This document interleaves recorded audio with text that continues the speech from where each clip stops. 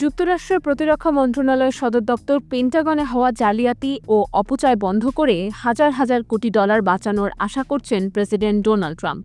রোববার ফক্স নিউজকে দেয়া এক সাক্ষাৎকারে ট্রাম্প জানান, পেন্টাগনের হিসাব নিরীক্ষায় নেতৃত্ব দিতে যাওয়া ইলন মাস্ক হাজার হাজার কোটি ডলারের জালিয়াতি ও অপব্যবহারের ঘটনা খুঁজে পাবেন বলে আশা করছেন তিনি। রয়টার্স জানিয়েছে, বছর বছর পেন্টাগনের বাজেট 1 লক্ষ কোটি ডলারের দিকে এগিয়ে যাচ্ছে। সম্প্রতি হোয়াইট হাউস মাস্ককে একজন বিশেষ সহকারী কর্মকর্তা হিসেবে পরিচয় করে দিয়েছে।